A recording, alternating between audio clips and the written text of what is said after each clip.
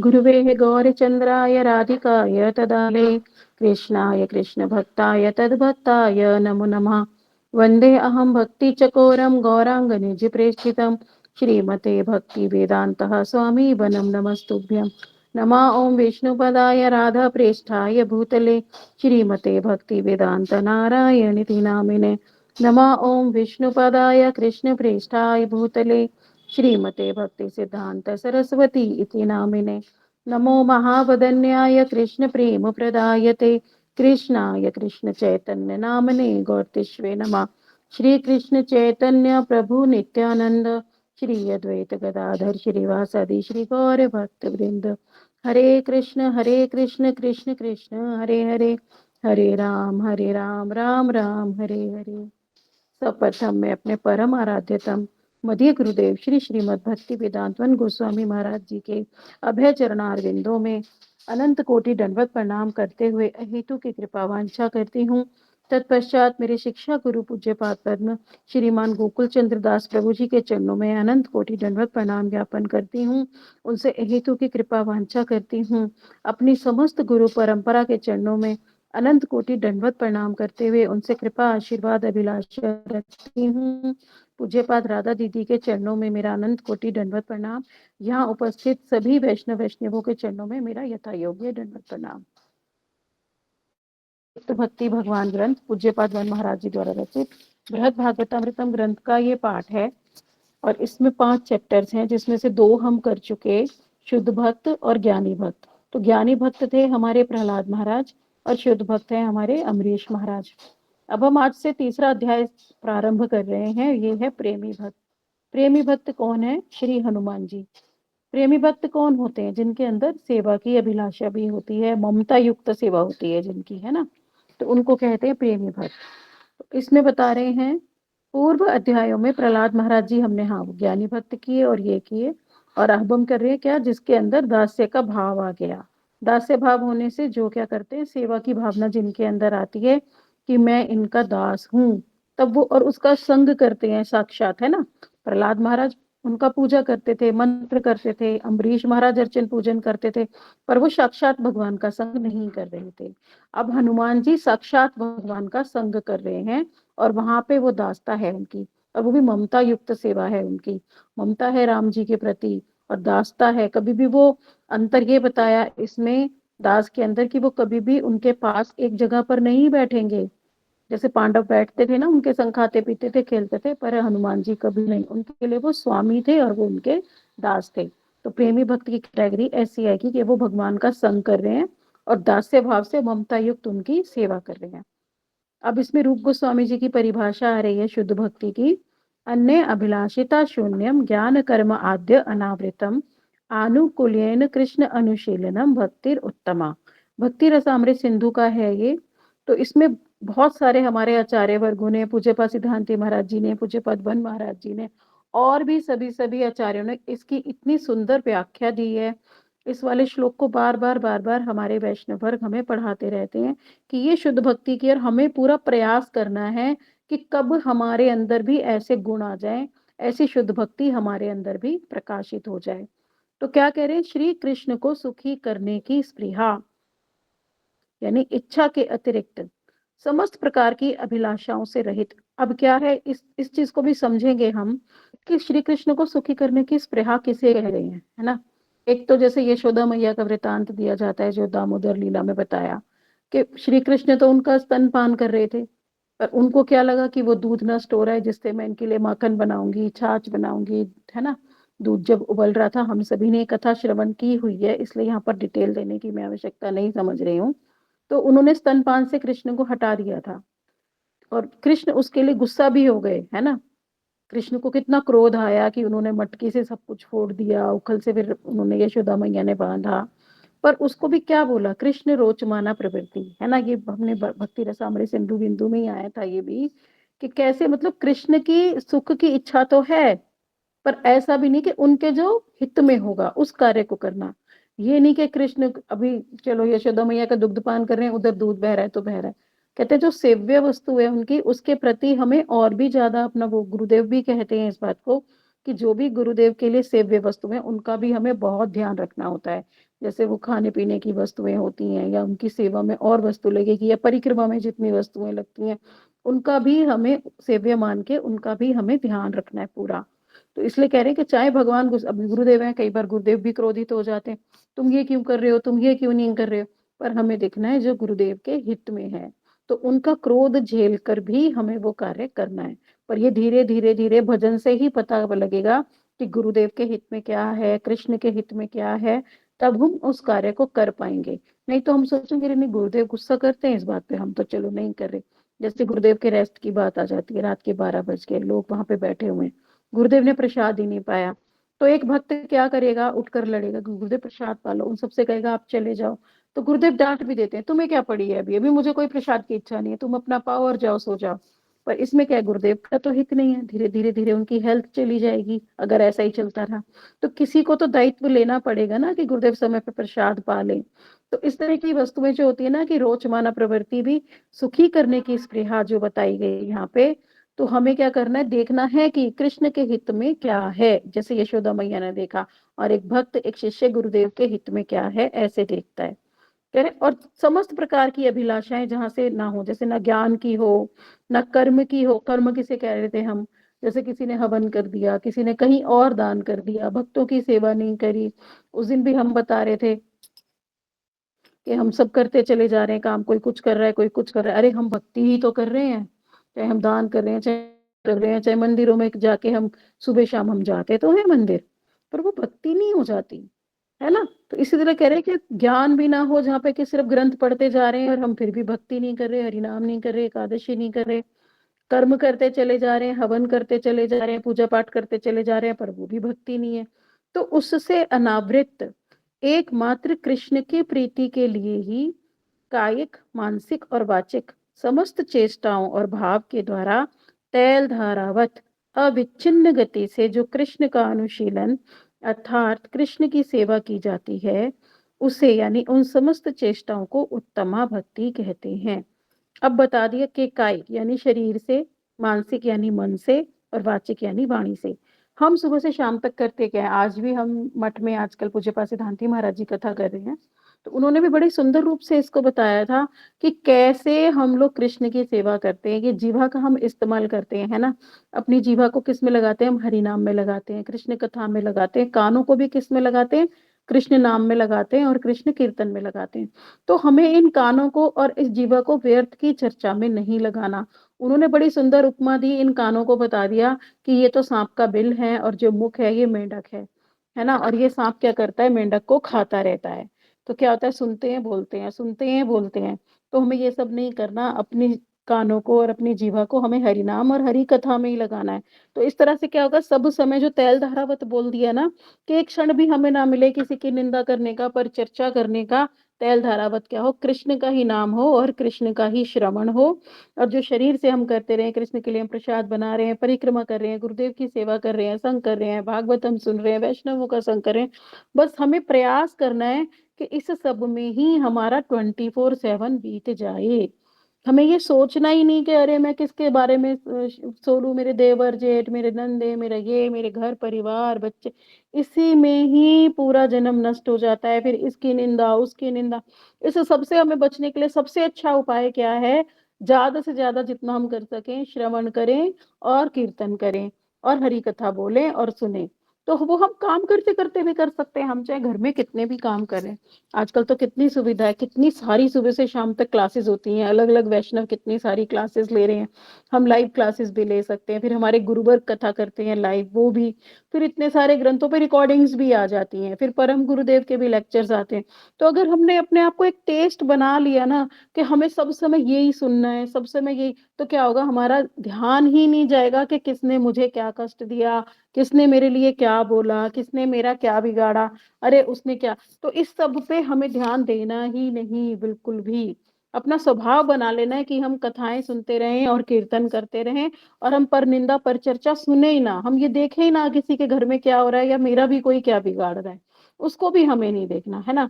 हमें शांत भाव से बस हरी चर्चा, हरी चर्चा। तो क्या होगा, एक दिन कृष्ण का अनुशीलन ऐसे होते होते होते होते कभी तो हमें कृष्ण प्रेम की प्राप्ति हो ही जाएगी।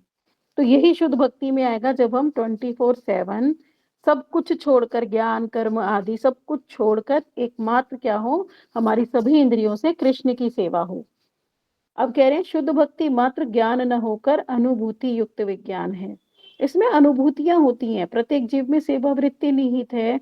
और उसकी सेवा क्या, देखो ममता आ गई ना, ममत्व भाव युक्त होनी चाहिए। देखो अभी हम क्या कर रहे हैं, आरोप सिद्धा भक्ति कर रहे हैं। ये हम पीछे भी बार बार पढ़ते आए कि चाहे हम अर्चन पूजन कर रहे हैं, चाहे हम एकादशी कर रहे हैं, चाहे हम परिक्रमा जा रहे हैं, अभी क्या है कि अभी हृदय में कोई अनुभव नहीं है।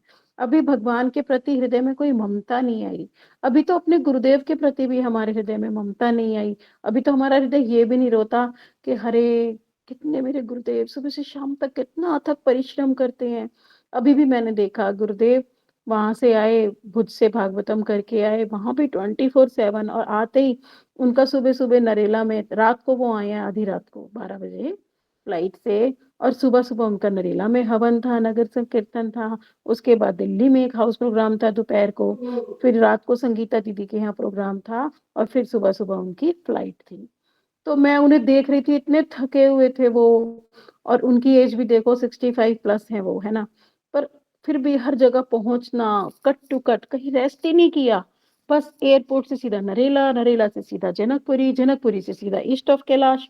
तो मतलब बिल्कुल कहीं रेस्ट नहीं किया उन्होंने, और सारे लोगों से पूरे उससे बात करना, किसी की कोई समस्या है तो वो सुनना, आशीर्वाद देना, किसी को स्वस्ति वाचन करना है तो वो करना, बिल्कुल भी वो थकते नहीं है। तो क्या है, वो एक हमारे हृदय में उस चीज के लिए ममत्व आना चाहिए, है ना, गुरुदेव के प्रति। मैंने देखा बहुत से लोग हैं उनके अंदर नहीं आ पाता, गुरुदेव हमारा ये भी कर दो, गुरुदेव। मैं देख रही थी कि, मैं सोच रही थी वहां जैसे जाके ना कि गुरुदेव जैसे, अब हमें लग रहा है कि गुरुदेव थके हुए हैं तो चलो अभी हम इनसे बात ना करें, कम से कम आधा घंटा तो रेस्ट कर लें। पर मैंने देखा नहीं, फिर भी लोग आ रहे हैं, गुरुदेव मेरा स्वस्ति वाचन कर दो, कोई आ रहा है मेरी बुक पे साइन कर दो, कोई आ रहा है गुरुदेव मेरी एक समस्या सुन लो। 1-1.5 घंटे और गुरुदेव को लगाए ही रखा अपने कार्य में, है ना। तो ये सब देख के मुझे बड़ा कष्ट हुआ। तो मैंने, ये अभी हमारे अंदर भी है नहीं वो ममता जो एक्चुअल में होनी चाहिए, कि कैसे गुरुदेव की हम सेवा कर पाए। हमें सबको ध्यान रखना चाहिए कि अरे अभी मेरे गुरुदेव थके हुए हैं, सुबह से आए हुए हैं। पर भक्त को भी ये लगता है कि गुरुदेव तो चले जाएंगे, चलो मैं आज अपनी भक्त कर ही लूं। पर ये सब क्या है ना, ममता जब आ जाती है ना अपने विग्रह के प्रति, अपने पूजनीय विग्रह के प्रति, तब अपनी समस्याएं, अपनी बातें कुछ मैटर ही नहीं रखती।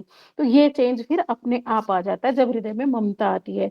क्योंकि ममता से क्या होता है, सेवा भाव आ जाता है। जब सेवा भाव आ जाता है ना, फिर ये नहीं लगता कि गुरुदेव मेरा ये कर दो, गुरुदेव मुझे आशीर्वाद दे दो, गुरुदेव मेरे को ये बता दो, गुरुदेव वो बता दो। फिर लगेगा नहीं नहीं, गुरुदेव थके हुए हैं, गुरुदेव थोड़ी देर रेस्ट कर लेना तो ही अच्छा है ना। तब हमारे अंदर जब ममता आती है तब ऐसा होता है। मैं तो देखा थके हुए होते हैं गुरुदेव, फिर भी हवन कराते हैं लोग। अरे गुरुदेव का तो चरण जहां पड़ गया वहीं हवन है, ये भी नहीं समझ पा रहे हम, जहां चरण पड़ गया। हालांकि गुरुदेव कहते हैं साल में एक बार सबको हवन कराना चाहिए, कराना भी चाहिए। पर स्थिति देखनी चाहिए कि कहाँ वो थके हुए हैं, कहाँ वो फ्रेश हैं। तो थोड़ी सी ममता जब हमारे हृदय में जगेगी ना, तभी हमारी भक्ति शुद्ध भक्ति की ओर उन्मुख होगी। अब क्या है ना, हनुमान जी का ममत्व भाव है उनके प्रति। कह रहे हैं उदाहरणार्थ, यदि किसी व्यक्ति की कोई कंपनी चल रही है और कर्मचारी के रूप में कोई कार्यरत है वहां पर, तो वो क्या करता है, कर्तव्य ही पालन करेगा और अनासक्त भाव से घर लौट आएगा। तो ये बड़ा सुंदर बताया कि किसी में अगर, जैसे उदाहरण बता रहे हैं गुरुदेव यहाँ पर, कि जैसे किसी कंपनी में कोई नौकर है ना, और क्या है कि वहां पर एक मालिक है, तो नौकर क्या करेगा, सुबह से शाम तक जाएगा, वहां सेवा करेगा और आ जाएगा। उसके अंदर उस कंपनी के मालिक के प्रति कोई ममता नहीं होगी, या कंपनी के लाभ हानि से उसको कोई फर्क नहीं पड़ेगा कि इसमें लाभ होना चाहिए या हानि। वो ठीक है, सैलरी के लिए काम कर रहा है, गया और आ गया। तो उसके अंदर कोई आसक्ति नहीं है। तो ममता नहीं है तो आसक्ति भी नहीं है। पहले तो हमारी अपने गुरुदेव से आसक्ति ही हो जाए, है ना। तभी तो हमें पता लगेगा मेरे गुरुदेव कहाँ हैं, कहाँ मुझे कथा श्रवण करनी है, तब हम भागे भागे जाएंगे। अरे मेरे गुरुदेव आए हुए हैं, अच्छा उनकी कथा कहाँ हो रही है, मुझे तो सुनना है, मुझे तो जाना है। मैं उनके लिए ये प्रसाद बना कर लेकर जाऊंगी, है ना। मैं ये कथा पढ़ के रखूंगी, मैं गुरुदेव को बताऊंगी कि मैंने ये कथा पढ़ी है, उसमें कोई प्रश्न आ रहा है तो वो सुनूंगी। मतलब गुरुदेव के लिए ऐसे दिव्य उन्माद हो जाना चाहिए कि जब जब गुरुदेव आए ना हमारे घर के आसपास, या फिर कहीं पे भी आसपास 2-4 घंटे की भी गैप पे आए, तो हमारे अंदर वो उत्कंठा होनी चाहिए कि मेरे गुरुदेव आए हैं, मुझे जाना है। तो वो आएगा ममता से, आसक्ति से। आसक्ति पहले गुरुदेव के प्रति तो बने। अभी क्या है, हम अनासक्त हैं, ठीक है आए हैं, अभी तो हम थक रहे हैं, हम जा नहीं सकते। है ना, अभी तो हमारे यहाँ पे शादी है, हम जा नहीं सकते, अभी तो मेरे शरीर में ही ये रोग हुआ पड़ा है। ठीक है, गुरुदेव तो आ गए, वो तो चित्त हैं, उनका तो शरीर थकता नहीं है भाई, हम तो जड़ है, हम थके हुए हैं। पर जब आसक्ति हो जाएगी ना, पर वो धीरे धीरे भजन से ही होगी। जिस दिन गुरुदेव से आसक्ति हो गई, उस दिन ये कदम रुकेंगे नहीं। अब तो हम चाहे मर रहे हो, चाहे टूट रहे हो, हम भागे भागे भागे पहुंच जाएंगे। मैं तो देखती हूँ यहाँ पूज्य पास सिद्धांति महाराज जी आए हुए हैं, मैं सुबह देखती हूँ उनका कोई शिष्य ही नहीं है यहाँ पे। ये मेरे लिए बहुत बहुत बहुत अचंभे की बात है। क्योंकि पूज्यपाद वन महाराज जब दिल्ली में आते हैं, दिल्ली का कोई एक शिष्य ऐसा नहीं होता जो मंगल आरती में और कथा में ना पहुंचे। भीड़ लगी होती है वहां, सब कथा सुनने आते हैं, सुबह भी शाम को भी। मैं तो देखा कोई आ ही नहीं रहा है। मैं देख के हैरान हूँ, मैं कहा क्यों आसक्ति नहीं है लोगों को, अभी क्यों नहीं है? अरे भजन बढ़ाना पड़ेगा, हमें अपने गुरुदेव के प्रति आसक्ति बनानी पड़ेगी, हमें छोड़ना नहीं है एक भी क्षण। कितना सुंदर महाराज जी ने कथा किया, उससे वंचित रह गए हम ही तो, हमारी तो वंचना हो रही है। हमारे गुरुदेव तो आए कृपा करने, हम ही तो वंचित हो गए ना, हमने उनको श्रवण नहीं किया। तो ये है। और उसी में क्या है, कह रहे हैं फिर उत्तरदायित्व आता है, जब आसक्ति आती है तब उत्तरदायित्व लेके हमारी जो है सेवा बनती है। आप क्या कह रहे हैं, दास्य भक्तों में सर्वश्रेष्ठ कौन है? हनुमान जी। कह रहे रामचंद्र जी के प्रति जो हनुमान जी की सेवा वृत्ति है, वो स्वाभाविक है और ममतामयी है। और हनुमान जी का आप पोज देखोगे ना, कभी भी किसी भी चित्रपट में, हमेशा ऐसे बैठे होते हैं ना, यहाँ पे गदा लेके, एक पैर नीचे और एक पैर ऐसे स्टैंड करके, है ना, नोट किया है ना कैसे बैठते हैं हनुमान जी। तो उसको कहते हैं रैपिड, एकदम से कि कुछ भी उनकी सेवा आई और तुरंत उठ के कर दूंगा, उठने में भी टाइम नहीं लगाऊंगा। बिल्कुल उठने वाले मोड में, जैसे रूप गोस्वामी जी की भजन कुटीर में उनका चित्रपट है, उनका विग्रह है, वो भी वही उठने वाले कि सब समय सेवा के लिए रक्त, हर समय, है ना। तो क्या, जैसे कोई स्वामी पुकारेगा, बस मैं एक क्षण भी नहीं लगाऊंगा और मैं तुरंत भागा चला जाऊंगा। तो वो उसमें क्योंकि सचेत भी रहते हैं, उठने में टाइम नहीं लगता, ऐसे जैसे करके बैठते हैं ना, जैसे रूप गोस्वामी जी का भी है, तो हनुमान जी भी ऐसे ही बैठते हैं। तो और वो क्या करते हैं, हमेशा अपनी सेवा, उनके अंदर हृदय में राम जी के प्रति ममता रहती है। तभी तो वो सिंदूर वाली भी अभी आएगी इसमें आगे कथा। अब ये मथुरा मठ की भी एक सत्य कथा यहाँ पर इसमें गुरुदेव ने बता दी। मथुरा में क्या हुआ था कि केशव जी गौड़िया मठ का ना एक पुजारी था, वो बहुत अच्छे से पूजा पाठ करता था। यहाँ आसक्ति की और उसकी बात आएगी कि सेवा जो हो रही है ममता युक्त हो रही है या नहीं हो रही है ना, इस चीज को क्लियर करने के लिए ये वाली कथा है।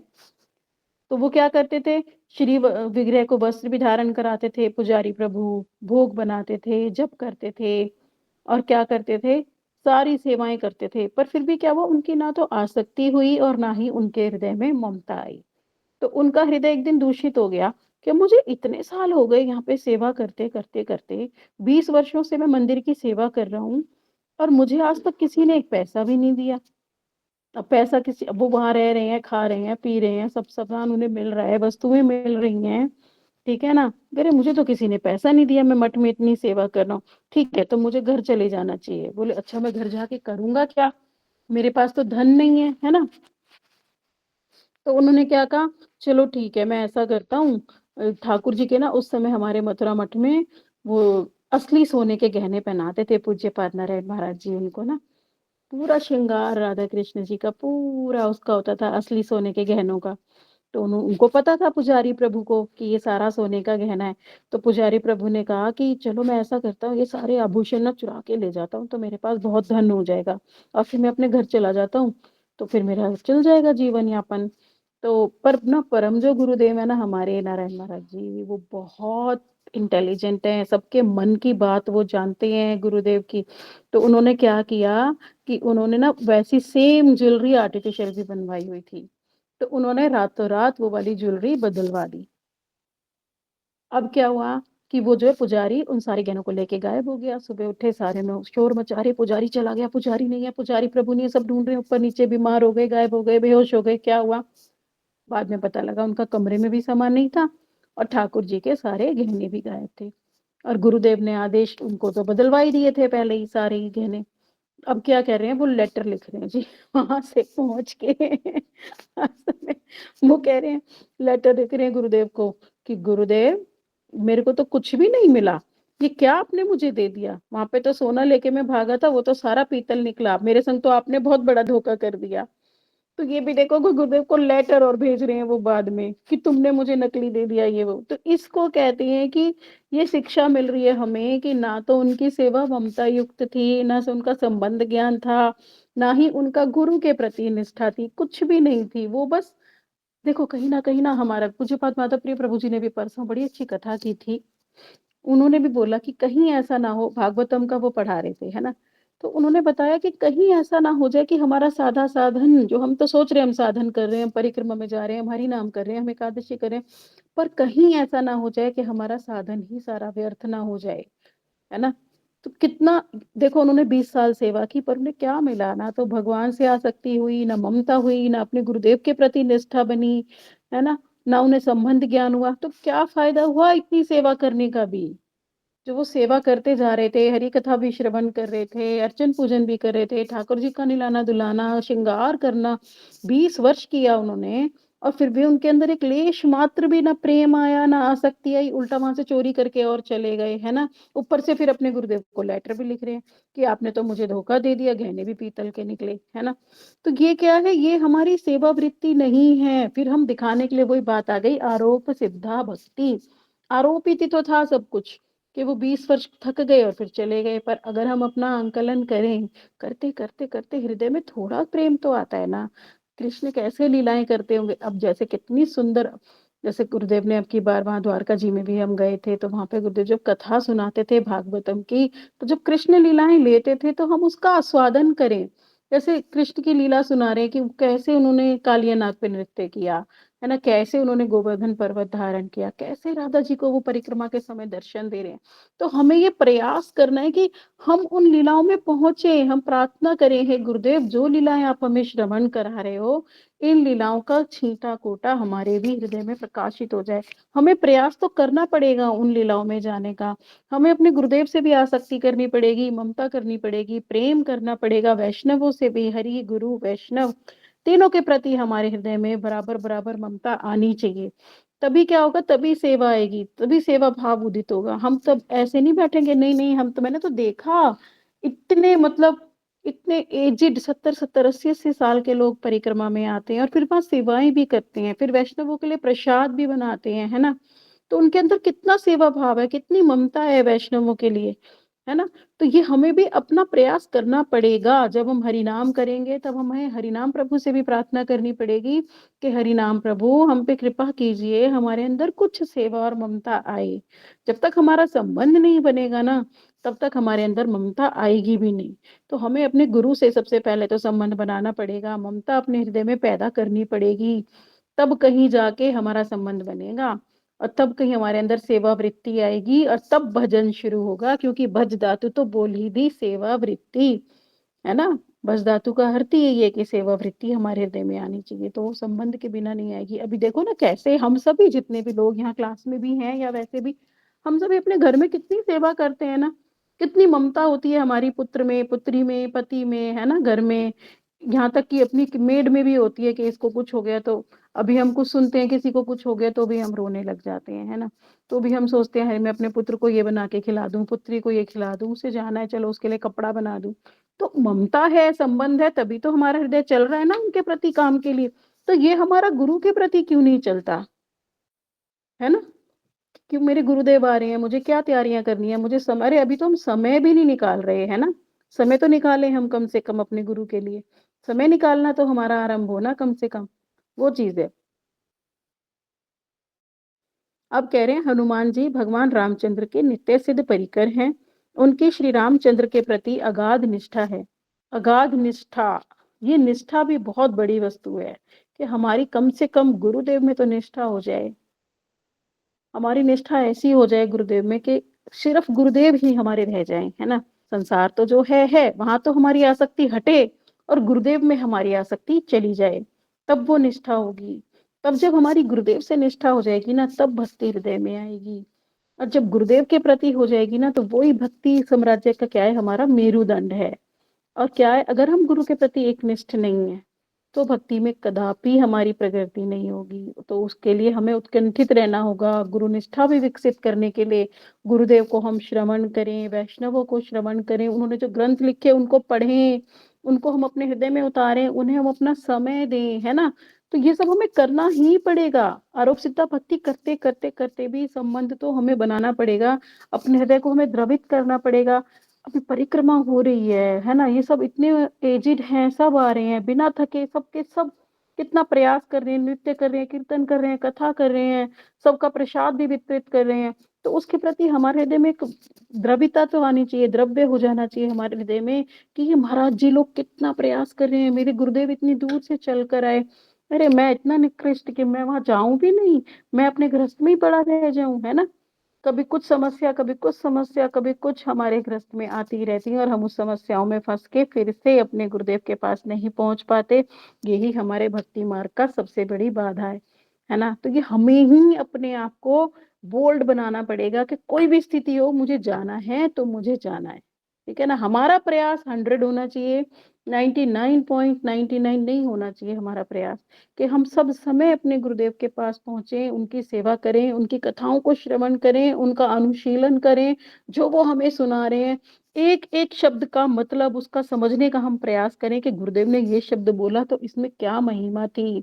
उस शब्द कथा को हमें ऐसे ही नहीं सुन लेना कि सुन ली और खत्म, नहीं जी नहीं, एक कान से सुन के दूसरे से नहीं, हाँ कान से सुन के मुंह से निकालो, सुनाओ आसपास सबको, तो धीरे धीरे क्या होगा, उसका स्मरण भी होगा, कीर्तन भी होगा, और धीरे धीरे फिर प्रश्न दिमाग में आएंगे, अच्छा गुरुदेव ने ये बताया था, अच्छा उसमें तो ये पॉइंट था, तो ये कैसे संभव हुआ, है ना?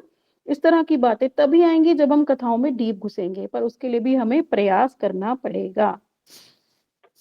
अब कह रहे हैं इष्ट के प्रति दृढ़ निष्ठा, हनुमान जी की क्या थी?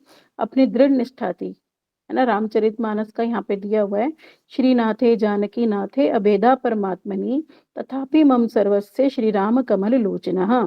इसमें हनुमान जी कह रहे हैं कि मैं जानता हूं कि श्रीनाथ, लक्ष्मीनाथ, भगवान नारायण, भगवान रामचंद्र और श्री कृष्ण में तत्वगत विचार से कोई अंतर नहीं है, तत्वतः तो सभी एक है ना? भगवान एक ही है, अलग अलग अलग अलग रूप में भक्तों के भावों के अनुसार अलग अलग रूप में आ रहे हैं।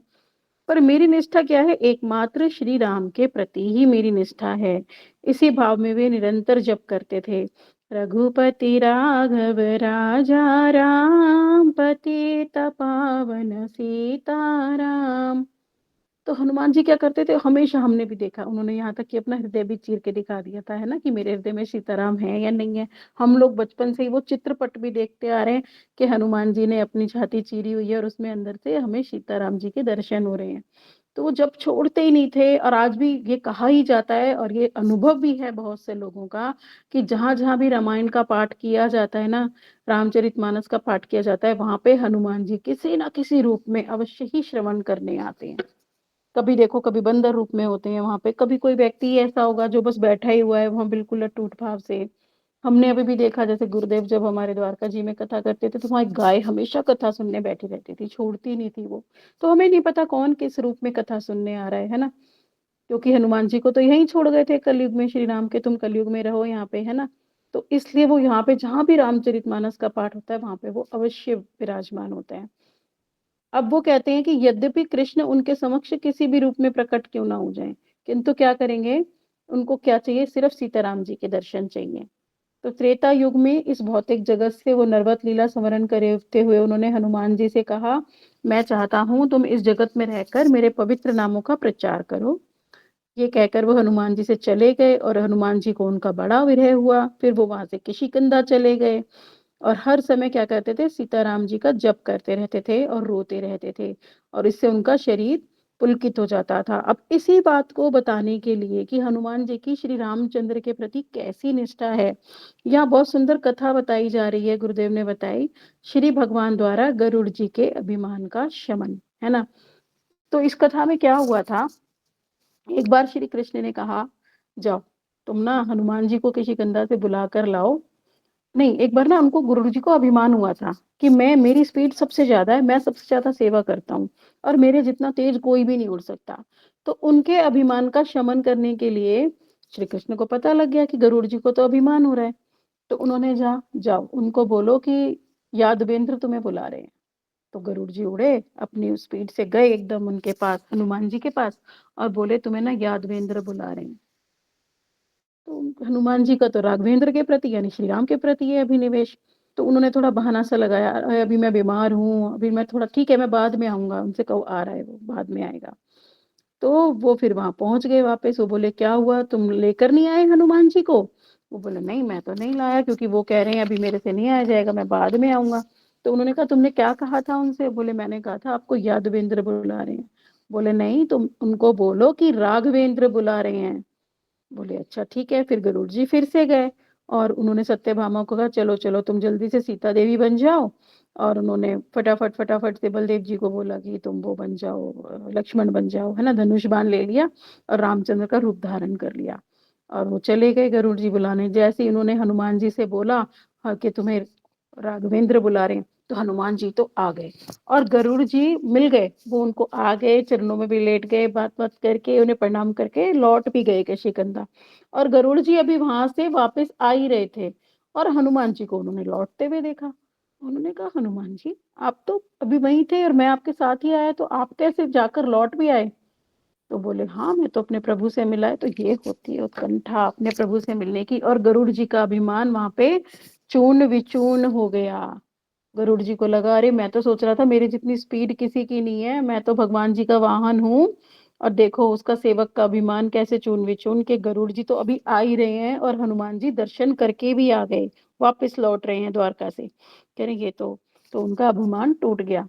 अब बता रहे हैं आगे, इष्ट देव के प्रति निष्ठा का यह सर्वश्रेष्ठ उदाहरण है। अपने इष्ट देव के द्वारा बुलाए जाने पर वे क्षण मात्र का भी विलंब नहीं करते और व्याकुलता से पहुंच जाते हैं। अच्छा, मेरे इष्ट ने बुलाया मुझे और दर्शन करा और उनको प्रणाम किया। सिया राम मैं सब जग जानी, करहु प्रणाम जोरी जुग पानी। और हनुमान जी के हृदय में क्या है? गाढ़ सेवा वृत्ति। गाढ़ सेवा वृत्ति, ये गाढ़ सेवा वृत्ति पता नहीं हमारे हृदय में कब आएगी, है ना?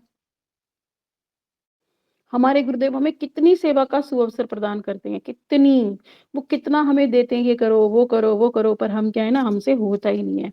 अब इसीलिए यहाँ पे वो आगे बता रहे हैं, सेवकों के भी 6 प्रकार होते हैं, सेवक 6 प्रकार के होते हैं, जितने भी हम सभी उनमें से ही एक-एक हैं। तो कह रहे हैं जैसे अली, अली क्या कहते हैं ना, मक्खी को कहते हैं, जो मधुमक्खी। तो वो क्या करते हैं ना, गुरुदेव जहाँ आएँगे ना, वहाँ आस-पास भिन-भिन, भिन-भिन, भिन-भिन करते बैठे तो रहेंगे, पर क्या होगा, सेवा नहीं करेंगे, बस इधर-उधर की बातें करते रहेंगे, गुरुदेव ये, गुरुदेव वो, गुरुदेव मेरा पति ऐसे, गुरुदेव मेरा बच्चा ऐसे, गुरुदेव ये, गुरुदेव वो।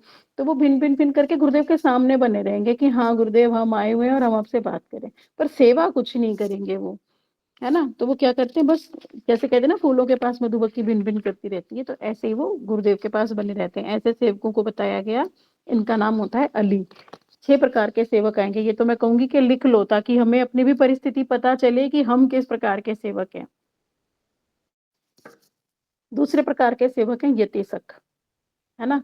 तो यतिसक क्या होते हैं? वो काल्पनिक भावनाएँ रखते रहेंगे और व्यर्थ की गणनाएँ करते रहेंगे बस। वो मतलब वो उस तरह के लोग होते हैं जो इसको मानते हैं ना, ज्योतिषी को मानते हैं कि ये हो जाएगा, फिर वो हो जाएगा, वो सब ज्योतिषी की गणना में लगे रहते हैं। इस तरह के सेवक होते हैं। वो गुरुदेव से भी कह देंगे, गुरुदेव अब ऐसे होगा, गुरुदेव जब वैसे होगा, पर वो सेवा कुछ नहीं करेंगे। एक होते हैं बाण, वो क्या करते हैं, क्या करेंगे, एक बार जैसे धनुष निकल जाता है ना, धनुष से बाण निकल गया फिर लौट के नहीं आता, तो गुरुदेव कोई काम बताएँगे ना, तो वो वहाँ से चले जाएँगे और वहाँ फिर लौट कर नहीं आते कभी भी। तो उनको बोलते हैं बाण शिष्य, कि गुरुदेव ने कोई सेवा बताई, वहाँ से गायब ही हो जाओ, अब कोई और ही कर लेगा। चौथा बताया कीमा की, तो वो कहते हैं, "क्या मैं ही अकेला हूँ? किम आकी, क्या मैं ही एक हूँ यहाँ पे?" वो गुरुदेव से कहेगा कि और कोई नहीं कर सकता इस कार्य को, आप मुझसे क्यों कह रही हो ये कार्य करने के लिए? तो मैं अकेला ही थोड़ी हूँ, और लोग भी तो हैं, वो कर लेंगे। इस प्रकार के भी सेवक होते हैं। एक होता है स्तब्धी भूता, वो क्या करेंगे, ना तो जैसे गुरुदेव कोई सेवा बताएँगे ना तो वो हाँ करेंगे, ना वो ना करेंगे, बस चुपचाप ऐसे देखते रहेंगे। तो वो कहेंगे ही नहीं हाँ, मैं कर रहा हूँ या मैं नहीं कर रहा हूँ, तो वो खड़े ही रह जाएँगे। एक बताते हैं प्रेषित प्रेषिका चैव, तो वो क्या करता है कि जैसे गुरुदेव ने कोई आदेश दिया कि ये करो या वो, तो वो क्या करेगा, खुद तो करेगा नहीं, वो जाके दूसरों को ऑर्डर करेगा, अरे गुरुदेव ने ये काम बताया, तुम ये काम कर दो। तो बड़ी सुंदर सुंदर कथाएं, इसमें नवदीप धाम में भी एक स्थान है, वहां पे वृंदावन ठाकुर जी का, वहां पे भी यही वाली चर्चाएं होती हैं कि सेवकों के प्रकार, सेवकों की कथाएं, रसगुल्ले वाली कथा, पानी वाली कथा, इतनी सारी के सेवक, गुरुदेव पानी, गुरुदेव ने कहा पानी ले आओ, अच्छा गुरुदेव ठंडा पियोगे कि गर्म पियोगे? अच्छा, फिर आ रहे हैं, गुरुदेव स्टील का ग्लास लाऊँ या काँच का ग्लास लाऊँ? अच्छा गुरुदेव बिसलरी का पियोगे कि नल का पियोगे? उनको मतलब प्यास लगी है चली जाए। ऐसे एक रसगुल्ले का भी उदाहरण आता है बड़ा सुंदर कि गुरुदेव ने कहा जाओ 4 रसगुल्ले ले आओ, तो वो एक चखने में खत्म किया उसने, एक सोचा एक और खा लेता हूँ, 2 ही तो हैं गुरुदेव 2 खा लेंगे। जो जो जाके गुरुदेव से कहता है कि गुरुदेव एक तो मेरा भी बनता है, एक और खा लिया और फिर जो एक बचा तो गुरुदेव ने पूछा, "अरे! तुमने खाया कैसे?" तो वो चौथा भी खा लिया। तो इस तरह से मूर्ख शिष्य होते हैं, तो ये इसलिए बताया जाता है कि कैसे हम सेवाएँ कर रहे हैं, कैसे हम क्या करते चले जा रहे हैं, हमें कुछ नहीं पता। तो पर हमें वैष्णवों के अनुगत्य में इस प्रकार की सेवाएँ सीखनी पड़ेंगी ताकि हमारे हृदय में ममता आए, अनुभव आए और हमारे अंदर निष्ठा हो। अब बता दिया जो व अब नॉर्मल जो भक्तों में बता दिया, अब आगे भक्तों में बता रहे हैं सेवकों के कितने प्रकार होते हैं। कनिष्ठ भक्त, कनिष्ठ सेवक, मध्यम सेवक और उत्तम सेवक। तो हनुमान जी को बता रहे हैं कि ये कौन है, श्री रामचंद्र जी के उत्तम सेवक हैं। क्या कर उत्तम सेवक क्या होगा? जैसे किंकिरी बोला ना हमें, हम किंकिरी है हमारा मंजरी किंकिरी। उसको हर समय लगता है क्या करूँ, क्या करूँ, क्या करूँ? ये उत्कंठा रहती है कि मैं और क्या कर लूँ, मैं और क्या कर लूँ? उसको सब समय उत्कंठा रहेगी, वो वहाँ से जाएगा नहीं, उसे कोई काम भी नहीं होगा ना तो उसे लगे नहीं मुझे कोई तो काम बताओ, मैं कोई तो सेवा कर लूँ। तो ये हमारे अंदर एक उत्कंठा होनी चाहिए कि मैं क्या सेवा करूँ? अभी नहीं है, अभी तो हम सब आलस्य में पड़े रहते हैं, अरे ये भी नहीं हो रहा, वो भी नहीं हो रहा। चलो ग्रंथ पढ़ लें, उसमें भी क्या है कि पढ़ने को खोला फिर नींद आने लगी, कोई श्रवण करने बैठे फिर नींद आने लगी, तो ये सब चलता रहता है। तो कह रहे हनुमान जी इतने उत्तम सेवाएँ कि अगर उन्हें नहीं मिलती ना अपने प्रभु की सेवा, तो वो छटपटाने लगते हैं। उन्हें क्या है, उन्हें तो आठों प्रहर सेवा करनी है कि मैं तो सोना भी नहीं है, मुझे तो बैठना भी नहीं है, मैं तो सब समय आपकी सेवा करना चाहता हूँ। तो ये क्या है उनकी उत्कंठा परिलक्षित होती है ऐसे। अब एक इसका भी बड़ा सुंदर हमने सुना है, ये बचपन में भी हमने सीरियल्स भी आते थे, हनुमान जी की मूवीज़ भी आती थी श्री रामचंद्र जी की, तो उन्होंने चुटकी बजाने की जो सेवा ले ली थी, है ना? तो वही वाली स्टोरी यहाँ पे लिखी हुई है कि सेवा विहीन होने पर हनुमान जी का जो क्रंदन है, वो क्या था? क्या हुआ, एक बार क्या हुआ, लक्ष्मण जी, भरत जी और शत्रुघ्न और सीता देवी, उन सब ने मिलकर एक बैठक की। जो लक्ष्मण जी थे ना, वो हनुमान जी से वो खेल-मचोली करते रहते थे, हास-परिहास करते रहते थे, उन्हें छेड़ते रहते थे। तो उन्होंने क्या सोचा, अरे! ये हनुमान क्या करेगा सेवा करके? हम ही सब कर लेंगे, हम 4 जने हैं तो, क्या आवश्यकता क्या है इनकी? हनुमान जी की तो कोई आवश्यकता नहीं है। रात्रि में सीता जी कर लेंगी, दिन में लक्ष्मण, भरत और शत्रुघ्न जी सेवा कर लेंगे। तो उन्होंने क्या करा, सारी से सारी की सारी सेवाएँ ना आपस में बाँट ली, राम जी के सारे काम और फिर उनसे बोल दिया हनुमान जी से अब तुम्हारे लिए कोई सेवा नहीं है। अब क्या करें? तो उनसे बोला कि तुम ठीक है, तुम वापस वन में चले जाओ। अब ये तो सुनकर हनुमान जी बहुत उदास हो गए। वो रोने लगे, अश्रु प्रवाहित करने लगे। बोले अब तो मुझे अपना प्राण ही त्याग देना चाहिए, अब मेरे जीवन में रहने का फ़ायदा ही क्या है? अब क्या लाभ है मेरे जीवन का? मेरा तो जीवन ही व्यर्थ हो गया अगर मैं अपने प्रभु की सेवा नहीं कर सकता। तो देखो ये वाला भाव हमारे अंदर नहीं है ना? पता नहीं प्रार्थना करेंगे हम गुरुदेव से, हरि नाम से, भगवान से कि ऐसा भाव हमारे अंदर भी आ जाए कि सेवा के बिना तो मेरा जीवन व्यर्थ है ना? हम अभी क्या है ज़बरदस्ती करते हैं कि अरे अभी इतना हरि नाम है, अभी इतना ये है, अभी उतना वो है ना?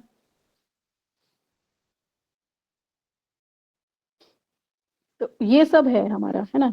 1 सेकंड से हुँ।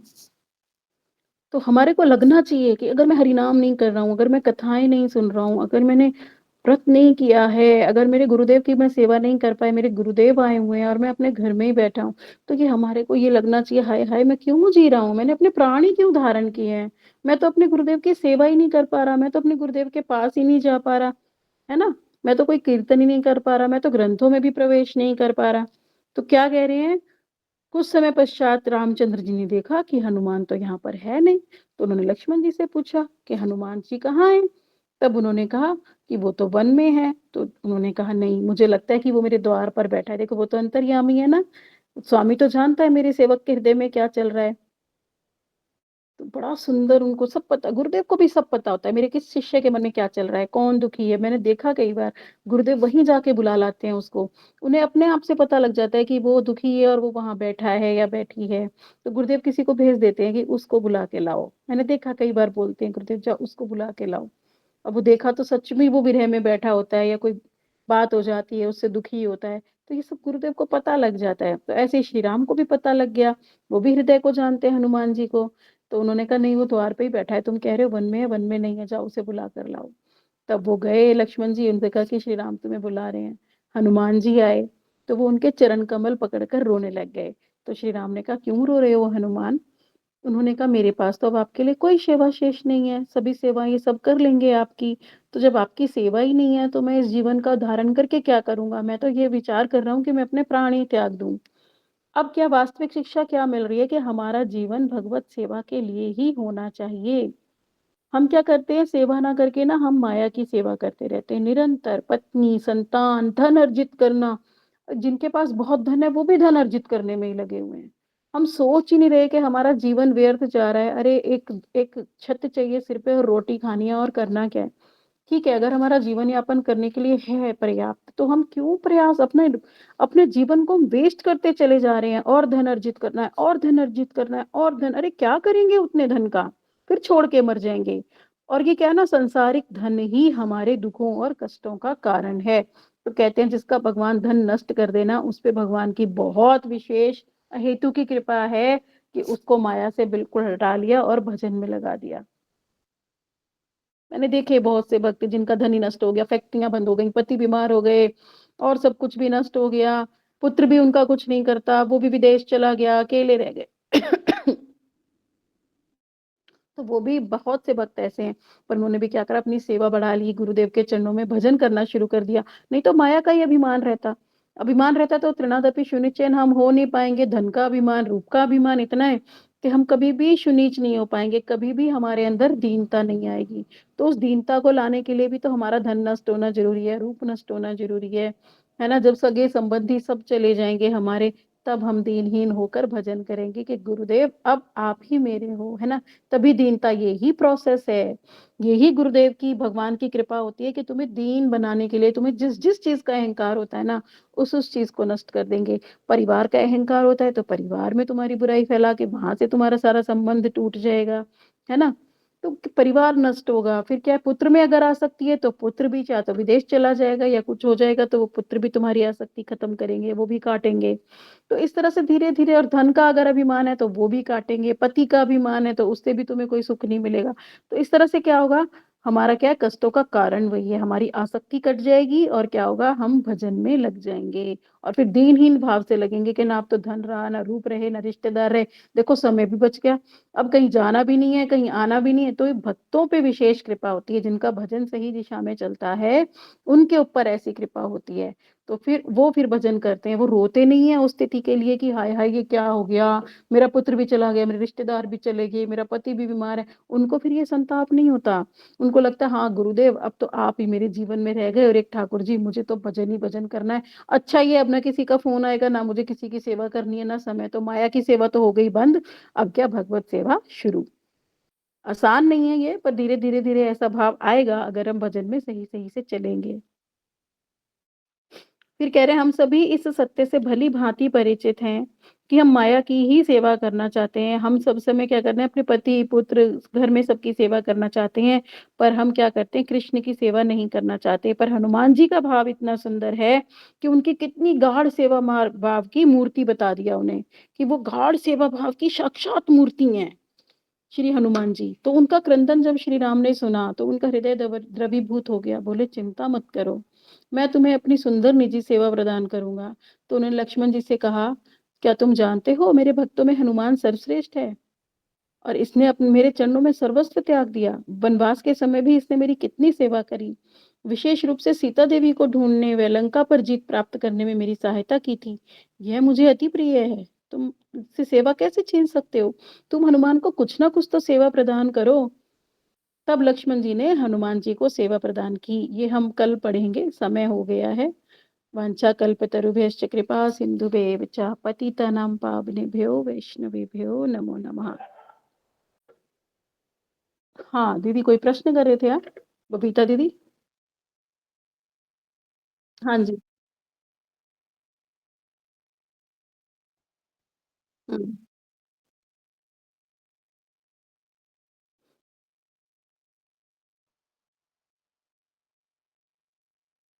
हुँ, हुँ, हुँ।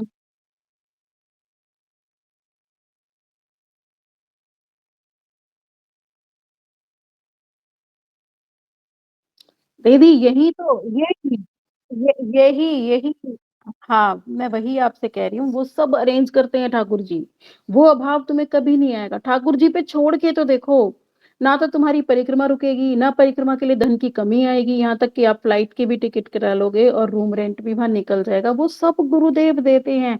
कहीं से कोई भी आकर आपको दे जाएगा, कहीं से भी कोई रास्ता खुल जाएगा। उत्कंठा तो हो कि मुझे परिक्रमा में जाना है, मैं नहीं छोड़ूँगी। उत्कंठा तो हो मुझे टिकट भी करानी है, मुझे वहाँ जाना है। उत्कंठा तो हो हमारी, जितनी उत्कंठा होगी ना अपने आप घर चल के पैसा आता है। वो क्योंकि गुरुदेव देते हैं। गुरुदेव ने एक बार कहा भी था, तुम क्या सोचते हो तुम्हारे पास बहुत पैसा है जो तुम आ गए टिकट करा के यहाँ पे? नहीं, मैं लाया हूँ तुम्हें, मैं लाया हूँ, मेरी इच्छा से तुम आए हो। गुरुदेव लाते हैं और वो पैसा भी वही अरेंज कराते हैं। मैंने मेरी लाइफ का खुद बहुत बड़ा एक्सपीरियंस है, मेरे बेटे का भी बहुत एक्सपीरियंस है इस चीज में कि कहीं जाना होता है तो कहाँ से ऐसे अपने आप पैसा आ जाता है हमें पता ही नहीं चलता दीदी। तो ये पर सरेंडर की बात है, जिसका जो सरेंडर होगा, कहा ना कि योगक्षेम वहां में हम, तो उसकी पूर्ति गुरुदेव करते हैं। और ये पर हमारा विश्वास होना चाहिए, जब तक हमारे अंदर मैं और मेरे का अभिमान है ना कि मैं करने वाला हूँ, मेरे पास धन नहीं है, कहाँ से आएगा? अरे छोड़ के तो देखो, गुरुदेव सब देते हैं, सब रास्ते खुलते हैं। और बहुत से भक्तों के मैंने ये एक्सपीरियंसेस देखे हैं। उस समय कहाँ से एक्सपीरियंस, वो सोचते हैं अरे हम कैसे जाए, पर उत्कंठा रहती है, मुझे जाना है, जाना है, जाना है, गुरुदेव की सेवा करनी है, मुझे जाना है, मुझे श्रवण करना है, मुझे परिक्रमा करनी है। फिर देखो गुरुदेव बैठे-बैठे कैसे अरेंज कर देते हैं। इससे पूछो, ये यहाँ पे हमारी अनुप्रिया दीदी है, ये भी ऐसी बोल रही थी, मैं सोच रही थी कैसे होगा, कैसे होगा, कैसे होगा, पर हो गया। सब हो जाता है उत्कंठा रहनी चाहिए।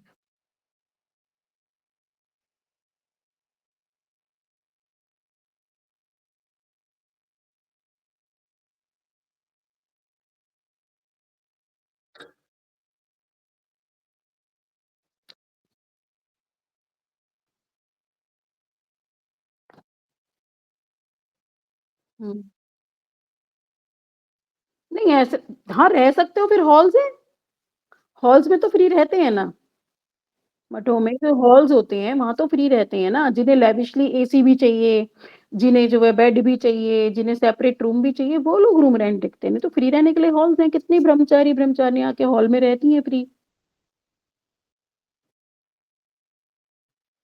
देखो, परमानेंट फिर सेवा करेंगे ना, वो रहते हैं फ्री, सारे ब्रह्मचारी फ्री तो रह रहे हैं मठों में। सेवा बटी होती है उनकी, कोई वहाँ श्रृंगार करता है, हाँ, तो कोई वहाँ श्रृंगार करता है, कोई सफाई का कार्य करता है, कोई बाज़ार करता है, सेवाएँ बटी हुई होती हैं। वो सब कोई, उनसे कोई खर्चा थोड़ी लिया जाता है। वो सब फ्री रहते हैं और सेवाएँ करते हैं वहाँ पे।